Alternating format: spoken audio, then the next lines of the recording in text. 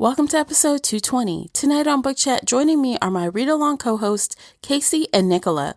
We're discussing the next 3 book bloggers, 1 series read-along book, Murder of Crows, the second book, and the other series by Anne Bishop. Stay tuned. Today's episode is brought to you by audiobooks.com. New customers get 1 free audiobook when using our promo code AudioShelf. You just need to enter the code AudioShelf on the sign-up page, then click Apply, then fill out the rest of your account info. Support this podcast by using our code AudioShelf and get your first audiobook free.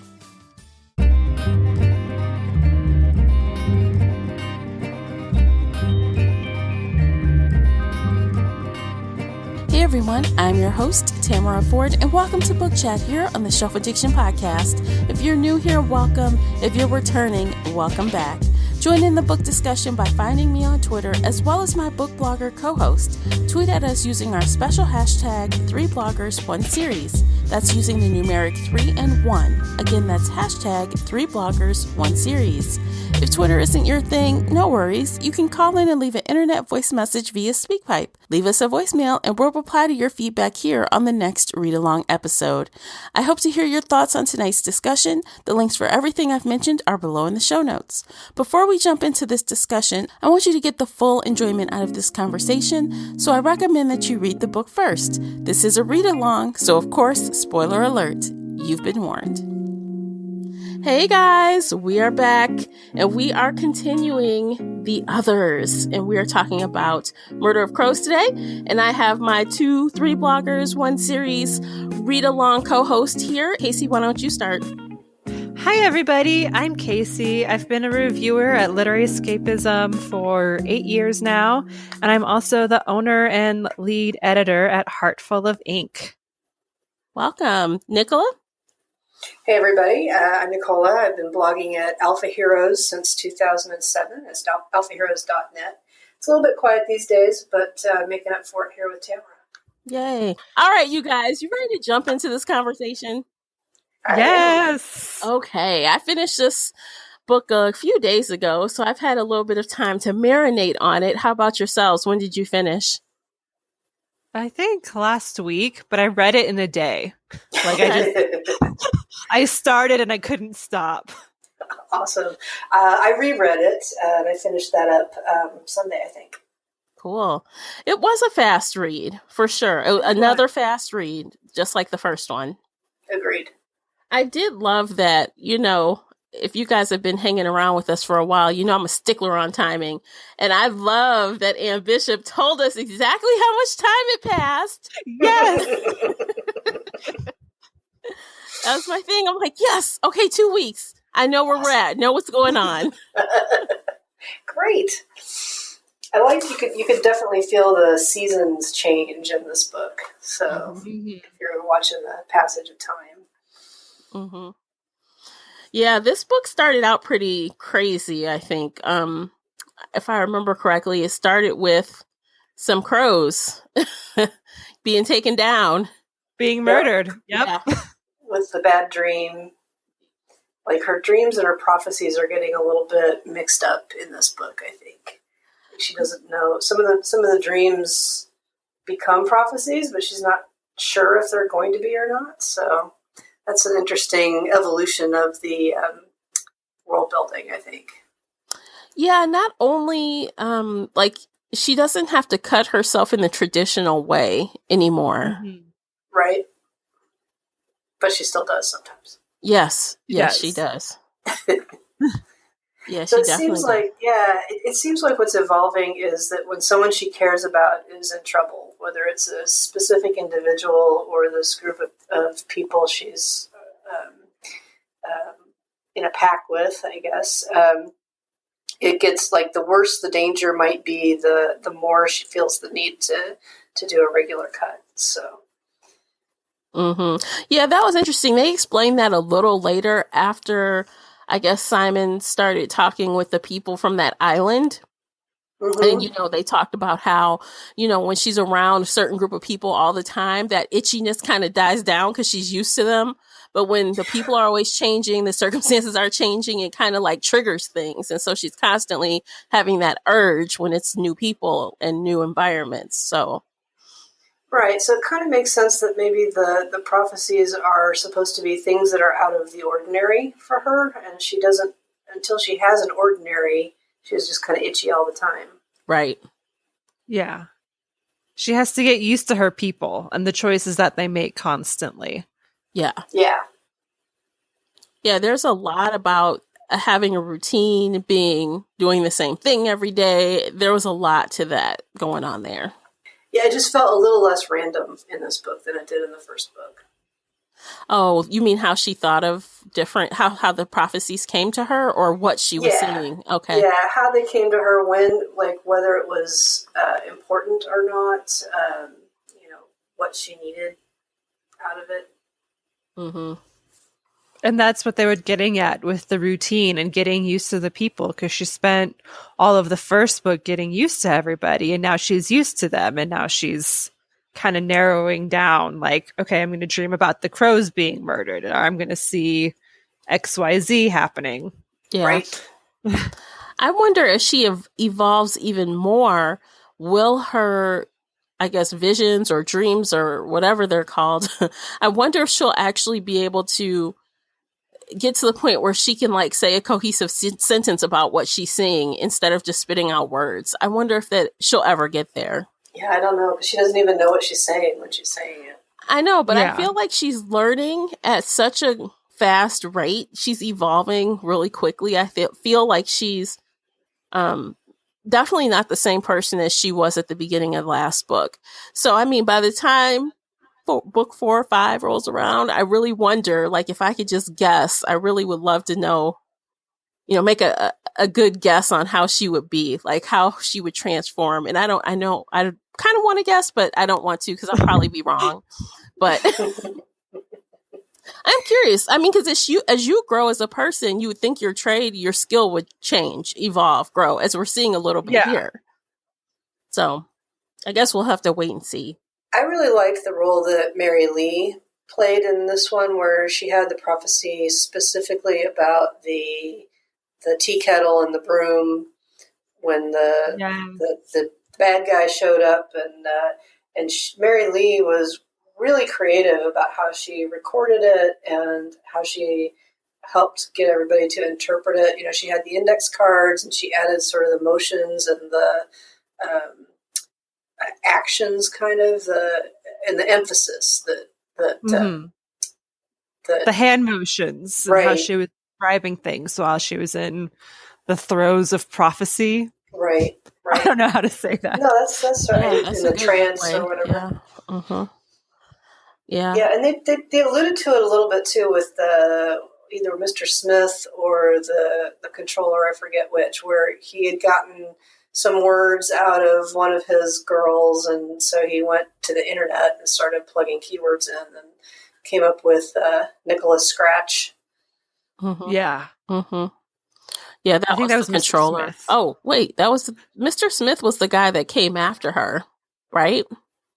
I thought the controller was going after her, and Mr. Smith was like the smaller bad guy. Right. I think you're right. Smith had like the lesser... Right. He was the one that went to the island and actually went to try to snatch her.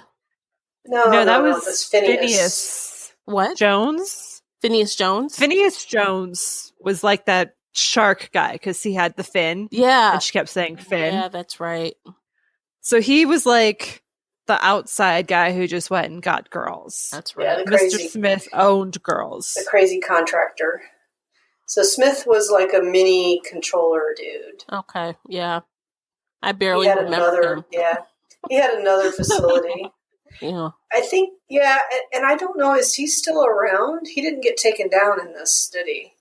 Not Mr. Smith. The controller got taken. Yeah, so I think Mr. Smith is going to move into that power vacuum in the next book, probably. Mm-hmm. Controller went down hard. He did, real hard. That's what I didn't like about the ending. It kind of alluded to the others getting taken down too, but not really. Yeah, it left a lot open. It left a lot open-ended or open to interpretation, and I think it's because the the lakeside courtyard doesn't know for sure how it's going to go down. And I think that the way they take down the rest of these things and what they do with the girls and how they manage the girls, I'm assuming is going to be the plot for later books. Mm-hmm. Probably. Well, I mean, now we have that whole group of girls. I think it was 6 of them, in addition to the adult that they took, that are now on the island. So we have to deal with that, you know. We're probably going to be spending some time there, especially now that Meg's friend is there eventually. Yeah. I mean, she specifically wanted to not be too close to Meg. She was worried that Meg would feel bad, that would make her feel bad. And I think the other 5 girls were, like, they stuck them in a B&B and then the story moved on. So I'm not quite sure how that's going to go. I mean, they were young. I don't think any of them had been cut yet, or they'd had their first cut. They weren't cut. Correct. So they're still, quote unquote, savable, which I don't like saying that for all the other girls, but, you know, like. Well, I mean, if you think about the situation they were in, they were told you get X amount. You take what we tell you or you take none. They'll kill everyone. Yeah. So I feel like they made the right choice. You take the kids, right? You save the kids. That's what you do. If you have to make that choice, you gotta save the kids. They have a better chance. They're not as damaged already. They have a better chance. And that made sense to me, even though it's kind of bad that you had to leave the other ones. Yeah. But, you know, choices. It did. And I don't think that they were actually clear that the rest of them were going to die, right? So they're just taking the girls away. No. The Midwestern Terra Indigene were going to take care of it, right?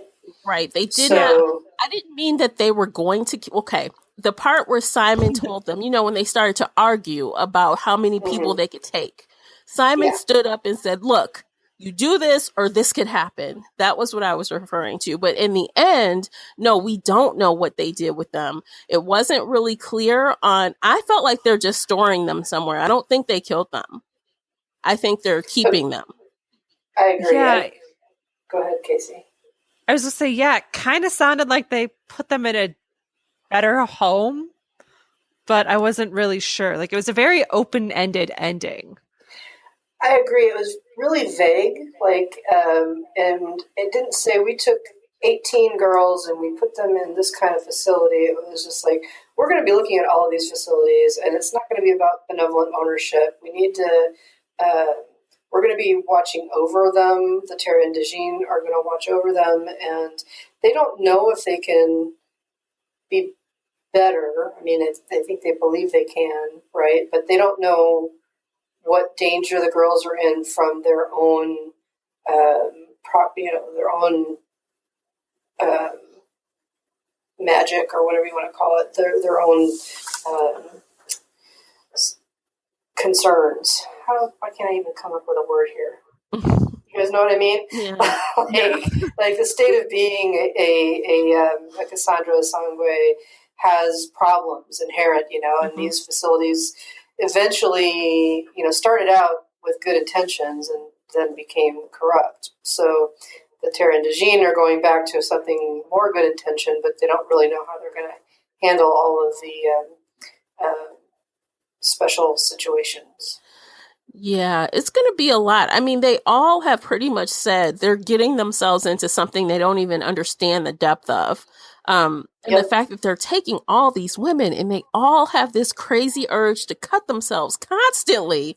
It's going to be like, I mean, can you imagine trying to keep someone, 18 people from trying to cut themselves and injure themselves? And we know now it doesn't have to be that specific blade for them. They prick a finger or get a paper cut or, you know, rip their skin with their nails. And there we go, you know, so it's a lot. It's going to be a lot for all of them. Yep. So I don't know how much they're going to go into that, but I do expect that to factor into future books. These other, because the series arc about the humans first and last rebellion is going to want to use them. Oh, absolutely. So there's going to be the struggle over controlling the Cassandra Sangre is going to be the thing that, I'd say determines the outcome, but I think that the humans are still kind of screwed no matter what they do, but they seem to think that if they can get these prophecies, they can, have better shot. Right. Oh my gosh. Speaking of that group, oh my gosh, what is that police officer's name? His ex-wife is Monty? the worst person on the earth. Like, what is wrong with Monty, her? yeah. Ugh, she's dreadful. She's a social climber. I mean, she's more Yeah, than she that. sure can pick him, right? Nicholas Scratch. Yeah. Who hooks up with somebody named Nicholas Scratch? That's like the neighbor. That's a devil name, right? Right. This will be great for my daughter's social standing. let's do it. Who meets a strange man, starts dating him, invites you into your home, and then's like, oh yeah, we'll just move across the sea and live with your rich family. Right. Because obviously you're rich enough to Doesn't sound crazy at all, right? I think rich is the key word there. She thinks she's going to get wealthy out of it or get to live a wealthy lifestyle. Well, I feel like if she wants to do that, you do that, but you leave your kid here. Like, you don't know where what you're walking into. Not really. You only know what he's told you. And why are you so believing? Like, why do you just believe everything he says? Like, you're so stupid. Because she wants to believe in the money. She needs to believe in the money. Well, she'll be believing in something else when she goes there and finds herself in the whole world of trouble. Yeah. Well, I hope Monty's successful in keeping his daughter on the side of the Atlantic. Yeah. Atlantic with a K. Yeah. Oh my gosh, it's crazy. But I guess this book overall, guys, what do you think about the pacing? Like, I feel like similarly to the first book, while it was a quick read, it was actually not that fast, if that makes sense. Like, it was easy to read, so it was a quick read, but it was very, like the first, is more character driven, more detail, and less so much, fighting. You know how we just got out of that whole fight, stab, run, all that stuff. All that stuff. Yeah. I mean, it's like we have all this stuff we're working up to, building, and then we get something at the end. So how do you think that works out for you guys, pacing wise? Like you said, it was pretty slow and mostly character driven, but also this one had less subplots going on. Like, there wasn't the Asia Crane evil person, like, we're seeing inside her head what's going on. Mm-hmm. We kind of got that with Mr. Smith and the controller, but not as much, and not like in your face. Here's Asia like jumping over and trying to get in with everything. Like, I think we got, what I would call the parallel to the Asia storyline was the growing the ostracism of the humans that are working in the lakeside courtyard. Oh, yeah. Right. So we had the Heather that got attacked, and Mary Lee. Did she get attacked? She's just a friend. Right. So there's growing unrest in the city of Lakeside and the human faction, right? So we're seeing it's a little bit less personal than the Asia Crane storyline was, but we're seeing more generalized. She was attacked. She was asked to leave. The policeman's wife got fired from her job, and you're just seeing more of these smaller, less. How do I put it? They're not main characters, but there's these just like winds of change blowing through the town that you can see the unrest growing. Yeah, definitely the courtyard. They're definitely taking in more and more humans. This little human pack, as they call them, it seems to be growing. It is. Yep. It really is. I think the critical thing is that it's actually, I think, shrunk a little bit, but they're now part of the pack. Like it said several times that Simon would not have thought of them as members that he needed to protect, but Meg changed that, right? Mhm. So when she came in and she became part of the pack, then that they started seeing the other humans in a similar way. Mm-hmm. Yeah. And honestly, having these humans around is really helpful, because even hearing how, Meg and Mary Lee and even the other girl, I can't remember her name, when they started talking about, writing things down and keeping notes, and how will people see things if you didn't take notes? And they started like breaking down how, the Terra Ingenii, the others could really feel like offended and not take well to the humans because they didn't know things and people didn't tell them the right things. And it's like, well, that's pretty interesting when they start getting into the nitty gritty of it. And I think they're going to really, it's going to change things for sure, figuring those little things out. Yeah, I think her name's Ruthie, and she's going to be their new teacher and teach them like how to take notes and what do humans do in school. And I think that was really interesting as well. She was the cop's wife that got fired. Yeah. Yeah, that was pretty good. I like that. Now, one thing I'm not sure I liked, and I like Simon, I really do. But my God, man, you are dumb as a box of rocks sometimes. I'm like, what is happening? Like him, he's so funny. Like he doesn't understand what the problem is. It doesn't matter if I have fur. I'm still a wolf. I don't get it. But yet, oh, I'm sad I can't lick the butter off her fingers.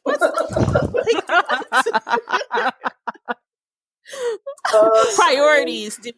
Priorities. Oh, God. What do you guys think about Simon and his interesting way of, I guess, realizing he wants to be her friend, I guess?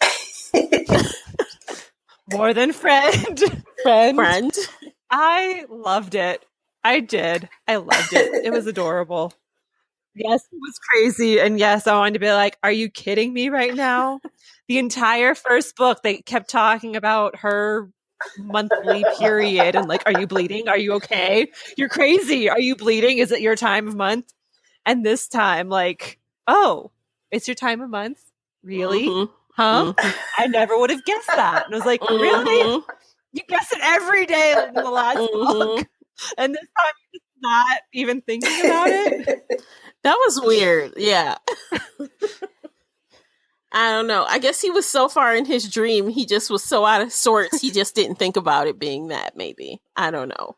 He was like, blood, you must have cut yourself. Well, he is worried. When they found out that she could bleed accidentally, that freaked everybody out. There's all that. That's true. Dwelling on whether or not that she had enough lotion for her skin, right? So. Right. You can't let your skin crack because those are a million little cuts. So you can't do that. Ugh. Yes. So, yeah, that's very interesting because she's learning this whole self-care thing. Like, what did she do when she was in the place? They gave her lotion, she never left the room. She didn't get chapped skin because she never left the cell. I mean, don't know. You can still get dry skin. Apparently not in Lakeside or whatever the Midwest. The Midwest world. They've solved the dry air in the wintertime problem. So I don't know. I guess. I guess. I did wish I had seen more of Tess. I'm really liking Tess's character. Agreed. She keeps things in line. So she's one scary lady. She is a harvester. That's the name they gave her this time. The plague bringer. I mean, let her look at you hard. You'll die. Just die. That's it. And if she's nearby, you get really, really sick, even if you're not looking at her. Yeah, I was wondering if she was a Medusa in the earlier book because of all of the emphasis on her hair. I mean, the original Medusa was snakes for hair, right? But you turned to stone, so it's not exactly the same, but it's kind of similar because that line of sight thing seems to be important. Yeah, but she definitely has that tell, like with her hair, which is, I guess, a safety mechanism for everyone else. Right. They're like, oh, wait, What's going on with her hair? Get away. It's okay. I like how Monty is like calibrating it. He's like, okay, they're nervous, but they're watching her, but they're not scared. They're nervous, but not scared. So we should be, okay. Oh, now things are bad. Yeah. Like, oh, when it's red, it's not that bad. Oh, it's green. Okay, trouble. All right. It's black or dead. Yeah. Yeah, too late. Yeah, but Tess, she gets away with she went and defended her people, I guess, and she killed those people, like the roommates or something. I'm like, oh, dude, she just went and killed some people. I don't think it was, and no one really said anything. They were like, I thought it was the boys that beat up Heather. It wasn't the roommates, was it? Oh, maybe it was the boys that beat her up. They talked about the dorms, so. I thought... But then she got kicked out or something, too. Something else happened. It just said that they were happy to see her go. Yeah. But I wonder, I wish I should have written it down. She definitely killed some people, more than one. Yeah. And other people did get sick, so. Yep. It was the 4 boys who beat up Heather. She killed all 4 of them, but then they were in the dorm room, and everybody in the dorm got sick. Yeah, was it the same? Like so she was able, or I think there was a implication that they were able to track down the people that poisoned the crows to begin with, right? Because they caught the scent, and I thought they were the other ones that were caught up in Tess's vengeance. Maybe? I don't recall it, honestly. Maybe it's possible. So don't cross Tess is the message here. No, that's the she loves. Speaking of those people, though, like at the beginning when they were playing around with feeding those crows, and the kids were talking about how they had taken some of the gone over wolf or whatever, and they had attacked someone, dude. I'm like, oh my God, that's awful. Like, you attacked this woman, and then she went and killed their families. She remembered. But did she go and kill them, or just their families? So I guess maybe I was reading too fast. I know it says she showed up at the door with a shotgun. I don't recall her saying that she killed their families. No, she did. Okay. They did, because I feel like the police were talking about it. And I feel like she killed the families while they were out there messing with the crows. I feel like that's what happened. It was like happening at the same time. That's how I remember it. All right. I read it twice and I still didn't catch that. So I'm going to have to go back and look at that. Okay. But I do feel like sometimes things move fast with a lot of threads. And I don't know if they all get tied off as tidily as I would expect, but maybe I'm just reading too fast. Yeah, the whole drug thing, I mean, taking the gone over wolf stuff and then the feel good stuff, and then the Cassandra sayings being have the source of that, and then of course the wolves licking the blood. Oh my gosh, I'm like, it's a lot of drug things happening. So yeah, I was gonna say, I thought it was kind of convenient that it's the same girls who are doing the prophecies that are also the blood drugs and, the gone over wolf and that it's all kind easy of the same. something. Yeah. The feel good. Yeah, like it's all the same. The feel good. Yeah, like, yes, we have all these multiple threads and different plot lines, but it's all essentially the same thing. And that's one thing that I wondered. So is it feel good at first, and then it becomes gone over wolf after you have too much of it? Is that what happens? I think what they're trying to say is that if the meat is dead when you take some of it, you get the aggressive, you get one effect, and if it's not dead, you get a different effect.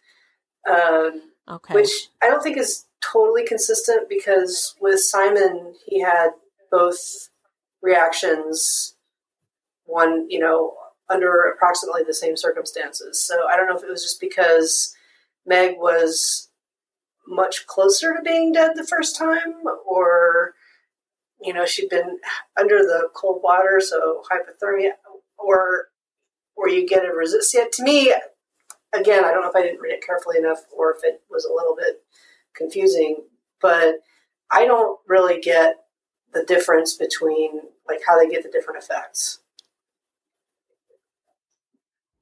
It's kind of, yeah, dead. If they're dead and put in the meat, then you go over wolf. But also, I think it's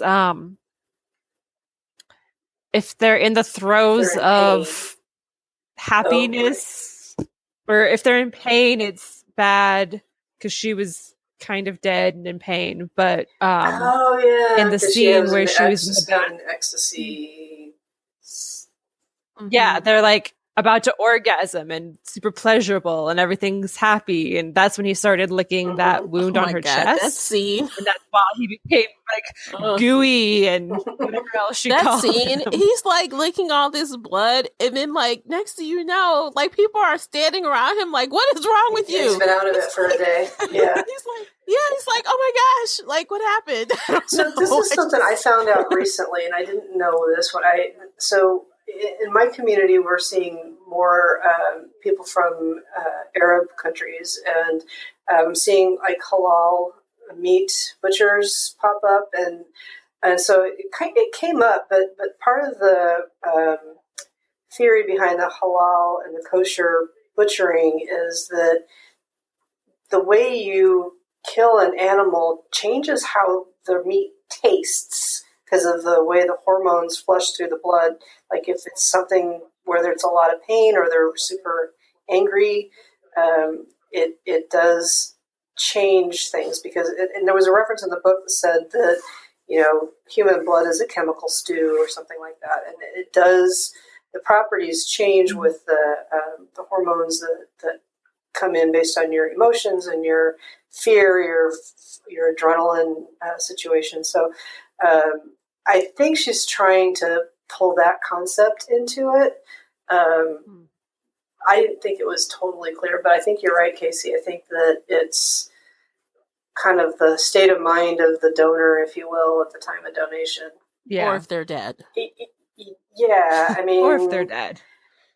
So this whole, like, cannibalism thing is it's kind of a thing with Anne Bishop. That was one of the things that kind of turned me off about her Dark Jewels or Black Jewels trilogy or series, I guess, is that was kind of like the penultimate, reason why the bad guys were really, really bad guys, is that some of that stuff was going on there too. So I don't know. I feel like she's got kind of a thing about that. So about cannibalism. Yeah, so she's definitely leans into the horror more than the romance, I think. And and I don't, the whole thing about the meat grinder, blah, So it's not super explicit, but the concepts that she comes up with are pretty evil. That makes me wonder, because she is kind of good at the, dark stuff, the horror part of it. I wonder when Meg and Simon actually get around to admitting they like each other, will it be so awkward and painful to read because they're just so awkward and painful, or will they just suddenly miraculously click and it will just flow, because she can write that too. So I was talking to somebody about the series, and they gave me some indication of how that might go down. I don't know if you guys want to know ahead of time. No spoilers. Okay. And I don't know. This is just what someone told me, but okay. Well, you can tell me when we get off this recording, because I want to know. We shall continue. Continue to speculate. Yeah, that's going to be interesting. But myself, I'm just guessing that it's going to be awkward and like very beastly. Like he won't know what to do. And he's just going to be like going to bite her arm off or something. I don't know. Maybe he'll read that advice column. Yeah. Mrs. Happy Paws or whatever the heck the name is. I can't. It's got a really dorky name, There's the advice columnist that gives advice for the interspecies dating and oh my gosh, right. etc. Well, hasn't he had sex with humans before though? He said he had. Like I thought he mentioned that. Yeah, he said he has. So he won't bite her arm off, but it'll still be pretty like... Well, I don't know. Meg is different from the other ones, This is true. He's He might make like, her by accident or something crazy. can't hurt her, can't bleed her, can't cut her. He'll like put her in bubble wrap. Oh, that's going to be a very different love scene. You can't like really touch the girl. That's going to be interesting. Yeah, no claws, no teeth, and yeah, so. Interesting. How are you going to get yourself out of that one, Ms. Bishop? Let's check in. Exactly. All right, maybe it'll just be like prophecy orgasms at the same time. Oh God. Oh my God. Well, we know he'll probably stay completely human, no changing body parts. Like, I still think that's kind of weird that you can have like a wolf head or For a years. wolf hand. Yeah. But, yeah. I find it weird when his human ears bend down. Like, Yep, I think they did that twice, and I'm like, oh, nope. So was Meg. She was like, that's disconcerting. And there's the doctor who can't change her ears. Uh-huh. What'd you think of the human doctor guy? What's his name? Lorenzo? Sounds right. Lazarus? Something like that. Now that I think about it, that's kind of a provocative name, right? I didn't think of it when I was reading it, but that's maybe a thread to think about in the next book. I thought it was pretty realistic. I mean, for a totally fantastical setting, but he wants to help. He's totally scared of what he's getting himself into, and he doesn't know how to do anything, right? He's really worried that he's not going to be able to he's not going to be able to help these girls. Mm-hmm. And he's been taught, he knows enough, I don't know if it's typical human medicine or whatever, but he knows the conventional information about the Cassandra Sangwe, that they, are out of their heads and they can't live alone, and they only have so many years to only so many prophecies in them, and they're kind of crazy. So he's got this preconceived notion that these girls are not going to be able to live on their own. They're not going to be able to be totally free. And I think his worry about how he's going to manage all this stuff is pretty realistic. I don't know if I think he will survive there long. Like, I don't think he will. Yeah. Like, from the beginning, it seemed like he just wanted access to Meg, like in the way doctors want access to a new thing to study. Mm-hmm. And then when he realized he'd have to deal with the pack and how protective they was, he got more and more scared. I think he's terrified. The question is he a good guy who's terrified or a bad guy who's terrified? Honestly, I don't think we know yet. Yeah, I agree. It could go either way. Mm-hmm. Which makes it exciting. Yeah, we gotta see. Hopefully we'll see more of him in the next book so we can start making that, determination. Because if we don't see him again, really, but for a millisecond, it's going to be hard to kind of learn that character. So we'll see. We'll see, I guess. I missed Simon. Or Sam. Sam. Oh, yeah, Sorry, Sam. Not Simon. Sam. I miss Sam. He was such a big part of the first book. Mm-hmm. And he was so cute. And I just adored him. And he was her adventure buddy. And they went on adventures and they had fun. And this time he's just kind of you're gone. Well, get out of here. I think he misses her too. Go to school. Yeah. Oh, he does. They had a couple scenes. But it was still just I need more funny. I need more humor here. Okay, so I'm not real big on biblical symbolism, but Lazarus is somebody that Jesus raised from the dead after having been dead for 4 days. So I'm wondering. That's an interesting. Maybe he's going to come back. We'll see. Yeah. Or maybe interesting. It's just a cool sounding name. I don't know if that was exactly his name either in the book. I'll have to double check that. Yeah, I'm gonna have to be better about writing down the names because I'm like they're all like I knew them when I was reading them, but now it's like they all kind of faded away. Yeah, which is not good. It makes it hard to talk about. If you're writing a review, you can kind of go back and double check all that stuff. But Yeah, I would say just on a general level, I'm very intrigued by the world building on a high level. Like, I think the concepts are really cool. I think some of it doesn't get tied together enough, and when I'm reading it, I don't mind it, but when I go back and try to say, oh, this is so amazing, it's like, there's a lot of holes in that. But, I think like it feels kind of low tech when it's convenient for it to be low tech. Like, oh, they can't get information from one side of the country to the other easily, and there's no airplanes, and there's no, all roads lead through the woods, and the Terra Indigene can take out the radio whenever they want to, but there's the internet, and you can go look up things like Nicholas Scratch and find them out just like I can on Google. So I feel like there's a few, you have to do some suspension of disbelief on some of the, I guess, cultural aspects and how much of it is really like our current world and how much of it is different. Mm-hmm. Yeah. I'm glad you kind of mentioned like that because that kind of made me think of also how I thought this was like a completely, I guess, not completely, but I thought, it's a different place.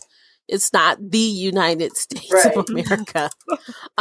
But then I started feeling like, well, this is just the United States of America, right? We're talking about the Great Lakes, we're talking about the Midwest, or we're talking about like California, but they're just naming it different things. So I'm like, well, that's not as exciting as I thought it was going to be. Yeah, so, I feel like it's supposed to be an alternate Earth. I don't know. Right? It's physically similar, but the rules are all different. Yeah. Yeah, but they still call it the Midwest. Well, I guess maybe because it is the Midwest. I don't know. It's like, I don't know, in a different world, would you call it something else? So the when middle, you really look at a map, it's not really the Midwest. It's just the mid. It's just the middle. No. Right. Yeah. So I think there's a lot of nods to our current naming. They name things that are similar with different spellings. I don't know what the point of that is, but to make it different. I guess so. You remember it's not the same as what you think of as the Atlantic Ocean or the Celto-Romano. So Ireland and Italy. Okay. All right. Yeah. I guess Britain is just Celtic. All right. I don't know. Well, if we need to know more about that later, I guess we will know more about that later. When Nicholas Scratch goes home. Right. Right. But I think from that point, you're right. Just I try not to think about it too hard, I guess, because then I'll start nitpicking things to death. That's a good rule for this. I find it really enjoyable when I'm reading, but when you try to tell somebody about the world building, it's kind of like, okay, here's these cool concepts, and well, what about that? It's kind of like that. What about that? It's kind of like so. It doesn't hold up under real sharp scrutiny. So.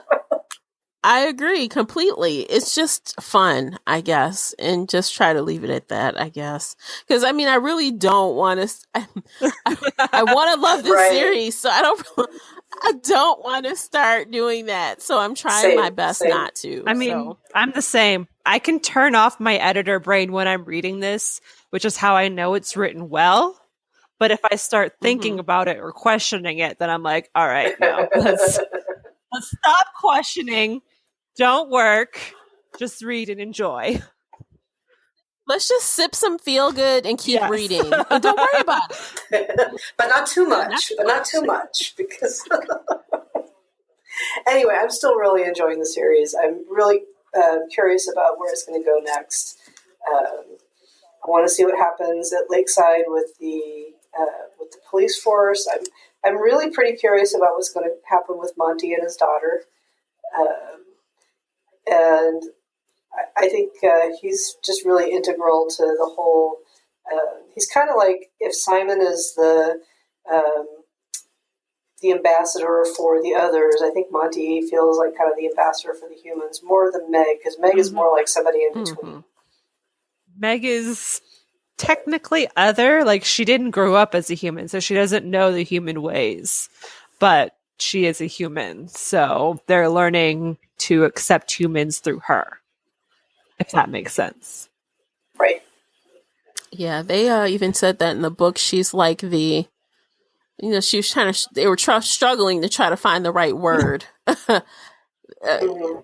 Well, I think when they were talking about the intuits, right, that I think Simon was musing that they were their intuition, their earth sense, or whatever you might want to call it, is more like a Terry and Dejin than humans. So it's either more highly developed, or they didn't leave as much of it behind when they moved away from the Terry and Dejin characteristics. Well, we will see what happens in the next book. I'm really excited for it. And I really did enjoy this book. I really did love that I got through it so quickly and I was entertained.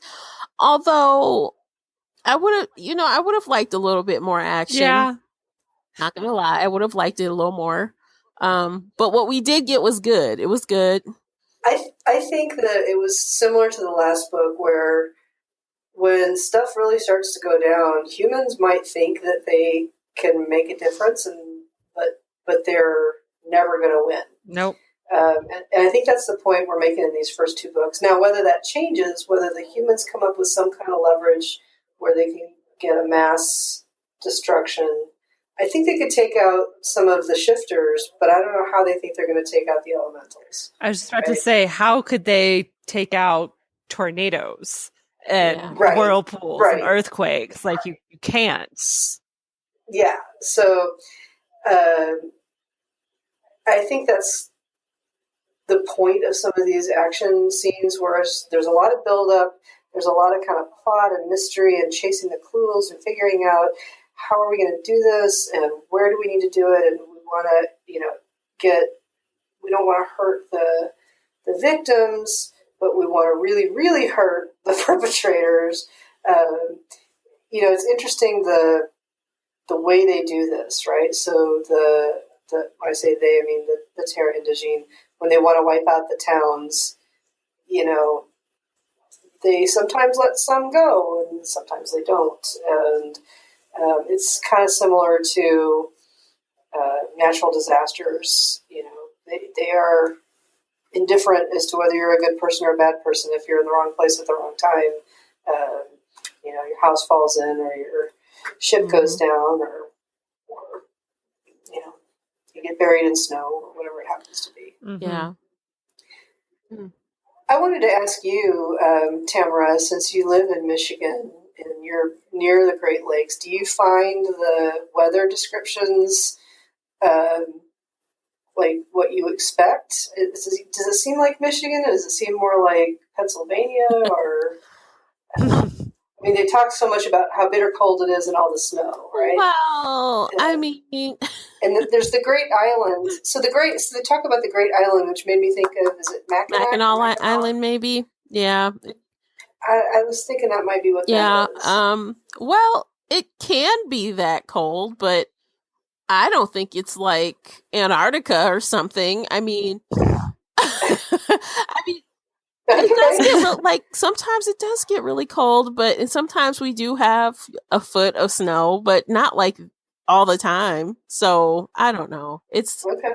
I mean, do you have winter ice skating on a pond like a mile away from you? Yeah, I do. Because I feel like she brings in all that snow. When it's cold enough, yeah. The lake, actually, people they ski on the lake, they ice fish. I've seen people ice fishing out there. I've seen people playing hockey on the lake. I have a couple of lakes around me. I've seen all kind of crazy stuff in the wintertime. That's crazy. Yeah, just drive down the street, you see people just chilling on the lake, but it has to be so cold because you need so much thickness of ice or you can't be out there. Right. So you'll have to call it out if you see something that you're like, oh, that's where I live. That happens, I'll do that. I'm curious though to see if she ever says, what area she really thinks, this is from, where she was pulling it from, It could have been Minnesota or Wisconsin or, they're kind of cold too. It says that Lake Silence is set in the Finger Lakes area of the Other's world. Finger Lakes. So, Finger Lakes. Oh, that's weird. Well, maybe that is like the maybe it's the Michigan Great Lakes or something, because just how many lakes are around the state in other states that touch it, I don't know. Who knows? I don't know. Don't get me going. Well, I think they talk about, in the book, the Great Lakes are mentioned, but that's a pretty big area, right? So, but something was making me think Michigan. I think it was the mention of the Big Island. Yeah, probably Mackinac, if that's where she's thinking of. That's the only island I know of. Well, there used to be this other little island that this place called Bobolo used to be on. They used to have this thing called a Bobolo boat. It was like a little, like a small version of Cedar Point, but it closed like a long time ago. So, yeah, I don't know. Anywho, let's rate this thing before we close it out. So you know how I like to do 1 to 5, like Goodreads.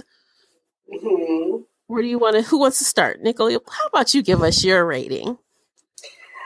I'm torn between a 4 and a 5. I really enjoy it, but the world building holes are noticeable.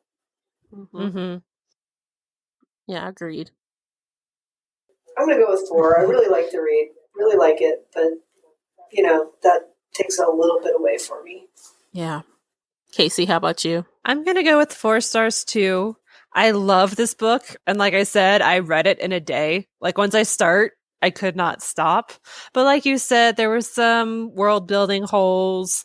And also, I just thought there wasn't enough to the story. And then it wrapped up so fast at the end without explaining everything. Like, it just kind of meandered in the beginning, and there wasn't a lot of humor. It was just like the sex talk or the lack of sex talk, and that's all everybody wanted to talk about, which I enjoyed, but also like, where's the adventure buddy stuff? And where's all the other bad guys and all this other stuff? And oops, everything's over. The end. Yeah. The end. a little bit less charm. A little bit less charming than the first one, I think. And just, because we kind of know the world, there's not as much coming at us. Exactly. Yeah. So I love this series, but yeah. Yeah, I think as the charm wears off, and it will, like you said, Nicole, and it does, because all the little fun things we learn about Meg, we learned it in the first book, and okay, we know. That is where it's time to step up other things to kind of compensate. You can't go off of that forever. Because it's just not going to float. So where I said, I also gave it a 4. I think it was it was a very good read. It was very quick for me as well. But it was like something missing. Yeah. Like, I want to use this example. I want to use a food example, you guys. And I know everyone can relate to this. Like, let's say you've made a recipe 1,000,000 times, you know how it tastes. But one time you make it and you're like, something is off. Something is off. Yes. You don't know exactly what spice it is, but it's something. Yes. Oh my God. Yes. That's how I felt. That's exactly how I felt. So it's still good. Still a good meal. Have I told you the story before, Tamara, that when my grandmother gave out recipes, she would always leave one ingredient out? It's like the classic secret ingredient. Yeah, she would, because it was such a thing. Like if you went to a potluck and, I need your recipe for these lemon bars or for this garlic bread, she would always leave something out or make it the proportion off a little bit so that hers would be the best. Goals. That's so smart. That's what I want to be in life. That's so smart. So the secret ingredient thing is a real thing. I don't know if it was like a that generation or what. But. Yeah, but that makes all the difference, though. I mean, it doesn't make it a bad meal. It's just you can tell something is missing. That's all. It doesn't have that special extra. Exactly. You got it. But still good. Still looking forward to the next one. Yeah. Something about silver.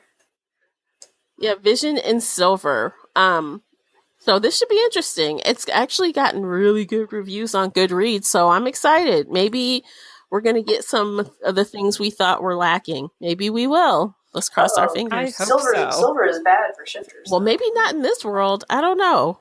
I wonder if Tess's hair turns silver. I said, I wonder if Tess's hair ever turns silver. Ooh. If it does, maybe she'd be dead. I don't think she gets old, right? She's been alive for a long, long time. I don't think we've never seen her hair blonde or anything. I don't think. No, it's just green, red, brown. It's brown, green, red, and black. Black, yeah. Yes, I don't think I mean, that's why I say maybe she'll be dead if her hair ever turns silver. I can't imagine her having silver hair. But you never know. Maybe. No, don't get me to trying to guess. I'll be wrong. All right, everyone. Thanks so much for tuning in and listening to us. And feel free to comment. Hit us up on Twitter. Use the hashtag 3bloggers1series. And let's talk about this book, guys. Yes. Yeah. All right. We'll catch you guys next month. And until then, happy reading. Take care, everyone. Bye. Okay, bye-bye.